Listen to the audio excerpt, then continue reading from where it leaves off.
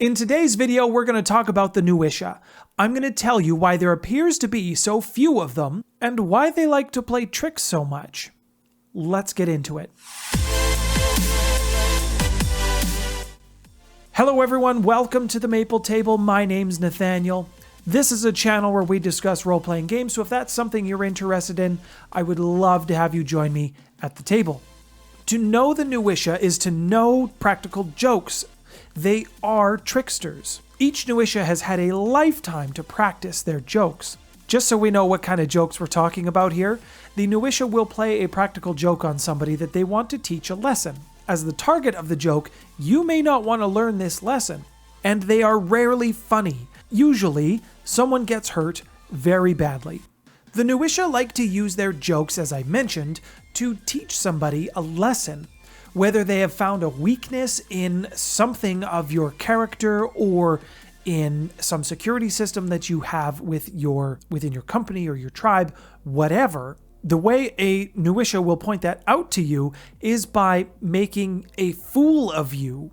If the Nuwisha that you're dealing with likes you, and they like you a lot, the joke will most likely not maim you. If they don't like you, the joke could kill you. It's in this practical joking sense that the Nuwisha see themselves as very wise and strict teachers. They feel it's their job to teach the other changing breeds how to behave. Now, many of the other changing breeds view the Nuwisha as cowards. They don't have the power of raw strength, unlike the Guru, the Makole, to name a couple. If you do end up going in direct combat with the Nuwisha, they will attack you from the shadows, they will be deceitful, and they will use their trickery to win. So in this sense, the Guru especially do not consider them that honorable. In the early days of Gaia, there is a rumor that gets around, it gets circulated. Most of the Nuwisha do not believe it. In fact, they might even be the ones that propagate it. This rumor claims that the first War of Rage was actually started by the Nuwisha. Not in a direct sense, mind you, just that the Guru who lived in the area at the time and getting all these tricks played on them became so angry that they took their rage out on all the changing breeds. That's what the rumor says. From the first War of Rage, many of the Nuwisha were actually killed at the hands of the Guru. So when the second War of Rage happened, from the European Guru coming across to the new continent and having their clashes with the Guru who already existed there at the time, rather than stay around and fight, the Nuwisha, they fled to the Umbra. They gave it a big old nope and left. The Nuwisha, while they were hiding from the Second War of Rage and the Guru were slaughtering each other, the Nuwisha tried to use their jokes and their pranks to direct that Guru anger towards the worm, which is where it should have been in the first place. They didn't have much success in this at the beginning, which leads us into another rumor around how the Nuwisha ended the Second War of Rage. They take all the credit for that being over. When the Second War of Rage reached its peak and the Guru were threatening to destroy all life in North America because of their senseless, wanton destruction, it was about this time that the Storm Eater Bane threatened to destroy North America. Under the threat of total annihilation, the Guru were finally able to work together, set aside their differences, as it were. And not only did the different tribes work together, but they ended up working together with some of the other changing breeds that they had been slaughtering, like the Grawl. I did a series on them, and I will link that in the description below.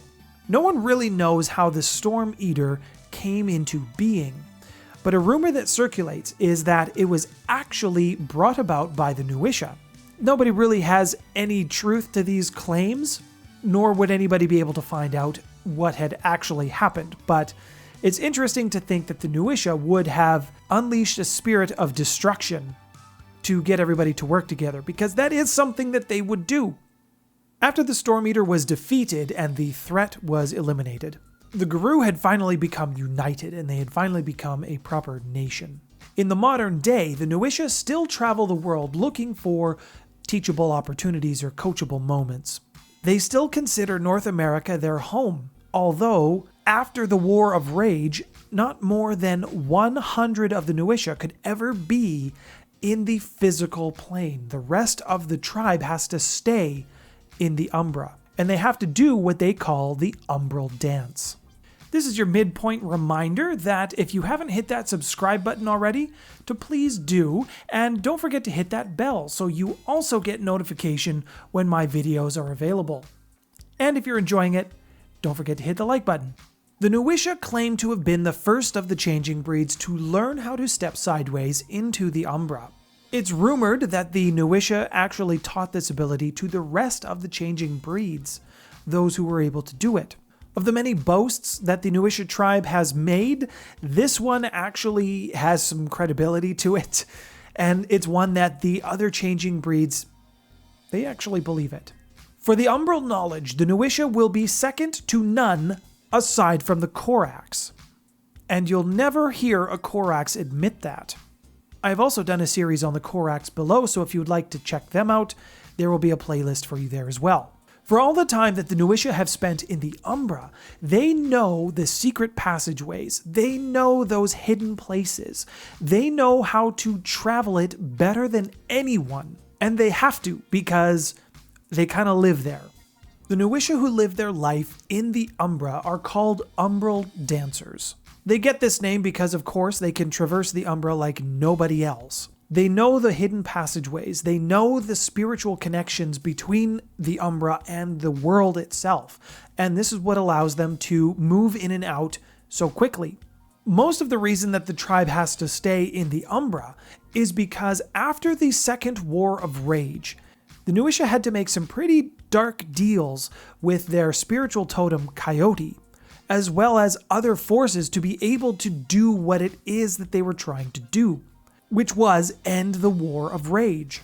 This gives a little bit more credibility to the rumor that they may have actually released the Storm Eater Bane to destroy North America.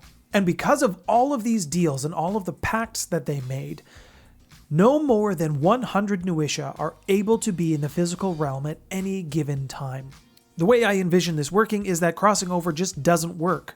If someone's trying to cross and they couldn't before, then suddenly come through, that will mean one of two things. A Nuwisha who is in the physical realm has gone back to the Umbra, or they have died.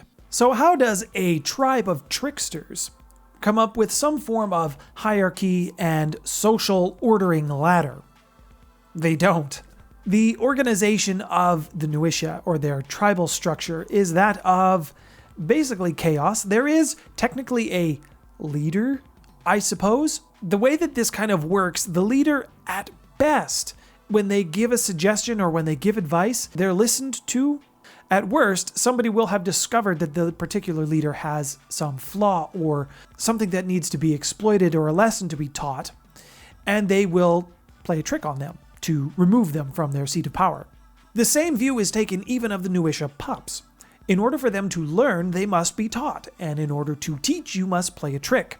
This is how fresh Nuwisha are trained. Once the tribe feels that they have learned what they needed to, or know enough that they would be allowed to go out on their own, they kick them out into the world, or the Umbra, and say, off you go, do what you want. And that's kind of it. There is one event that the Nuwisha do really enjoy and participate in. This is called the Festival. The festival happens near the winter solstice. Nobody really knows exactly what day because it's constantly changing, and for the person who tries to infiltrate that particular event, may Gaia have mercy on your soul. Essentially what happens, the entire breed gathers together into one of their umbral dens, or as they would like to call them, a hidey hole. Wherever it is taking place, the Nuwisha will scare away anybody who's around, and the entire tribe keeps the location secret. They don't tell anybody else, aside from other Nuwisha. And if someone was able to actually infiltrate it, and not only would they have those jokes or tricks or pranks played on them, they would be hunted down and killed. And it would probably be some combination of all of those things together. During the festival, the Nuwisha will actually play pranks on each other. They will teach each other. Also see first item, play pranks on each other. They will swap stories. They will tell each other how to be better tricksters and help each other out with other pranks or jokes that they are trying to do on other people. Once all the stories are told and the mischievous scheming is done, they all go get smashed. Now, for the Nuwisha who are staying in the Umbra and live their entire lives in the Umbra, it's easy enough for them to come to the festival because it's held in an umbral place. But the ones who choose to live their life entirely, 100% in the Umbra, they perform a rite of umbral dancing, which makes them an Umbral Dancer. And it is a Umbral Dancer's job to learn and care for the Umbra so that they can better help the spirits and the other Guru travelers or the other changing breeds who come by and see them in their spiritual habitat. The Nuwisha see themselves as the protectors of the Umbra, and they will do whatever it takes to protect it.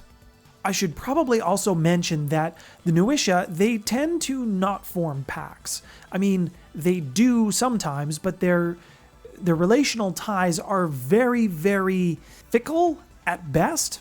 Nuwisha are entirely self-centered. Their goals and their motivations will only serve to better or improve the Nuwisha and whatever it is they're trying to accomplish. This makes having a Nuwisha in your party a very difficult thing, because putting the needs of the group above your own personal interests is a completely foreign concept to a Nuwisha. It's just not something that they are capable of doing. Not to say that they will not willingly sacrifice for something that they believe in, but those moments are far and few in between.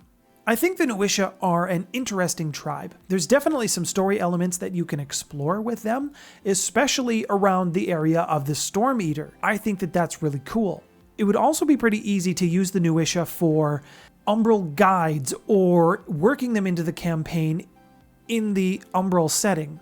I think that would be very easy to do, as they would be a great source of knowledge and someone that your party or your group could seek out to learn those secret ways to get to whatever it is you're trying to accomplish. They could also make a great antagonist for having a Nuwisha being in the physical realm, playing jokes and wreaking havoc on a Karen because they have maybe got too big for their britches. Hope you enjoyed today's video. If you did, I encourage you to hit that subscribe button with that bell notification so that you know when my content is available. If you could hit the like button, that'll really help get my video into the YouTube algorithm and get it shared so that my channel can continue to grow. Up on the screen now, there will be a playlist of other changing breed tribes that I have covered. YouTube will have also given you a suggestion it thinks you might like. Thank you so much for subscribing. My name's Nathaniel. You've been watching The Maple Table. Thanks for stopping by, everyone.